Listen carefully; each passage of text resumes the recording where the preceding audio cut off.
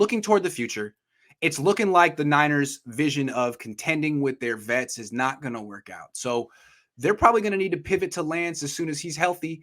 Can he salvage this season, or is it beyond him? Is it too late? So salvaging this season is interesting because it has to depend on what your definition of Sure, salvaging of this course. season. We've talked about it this entire show. The Niners, and Kyle Shanahan has done a great job of making it seem like the Niners' only issue the last 3 years was the quarterback position. And, people like me have fallen victim into talking too much about the quarterback situation when there have been issues sitting right in front of us that we have ignored. And um and so we're seeing a little bit of that today. But their issues go well beyond the quarterback situation. Trey Lance isn't going to magically come in and solve issues. Like, it's not going to be like replacing Marcus Mariota with Ryan Tannehill and your team finally takes off and AJ Brown is finally realizing his potential. Corey Davis is playing well. Derrick Henry is becoming the best running back in the NFL. That's not what's going to happen. But what could happen is you can create some sort of momentum for 2022.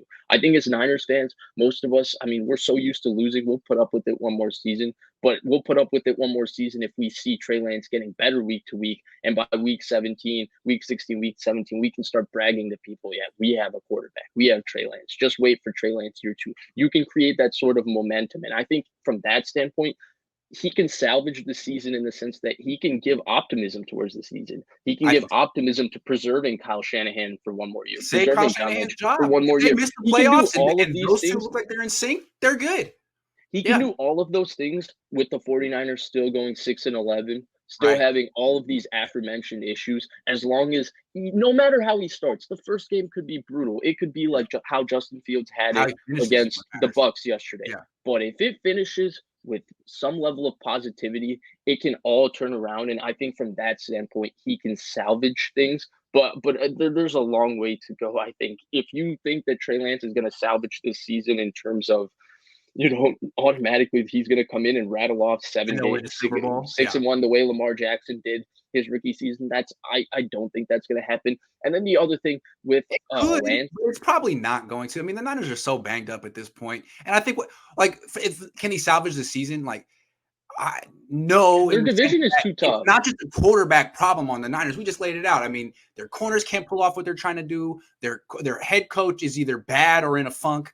So it's not like all down to the quarterback position, but can he salvage it in the sense of, can he give fans a reason to keep watching? Yeah. Absolutely. And I think can he give hope for the future? Yeah. And can he make this season not a total freaking waste? Because the way I look at the first 6 games is that they were a waste. You haven't developed the future of your franchise. You just learned the hard way that your window's closed. We could have told you that, but you learned the hard way, and now this is why people like Grant and me and Crocker and Rich Madrid and all these people just said, rip the Band-Aid off and start this man from day one. And, I buy the argument. Maybe Kyle Shanahan felt some pressure and he's won with Garoppolo. But then if you felt pressure, here's where I get real frustrated with it. Because if you felt any sort of pressure to win this season, then you're not trading up your entire draft to go get a quarterback at pick 3 who you're not confident can start year 1. And I think most people were kind of aware that, Trey Lance, it might take some time. We're not exactly sure where his developmental track is just because we didn't get to see him play football last year and all of that. And so if you're so scared about your job, you don't make a future move like that. You go get Matthew Stafford.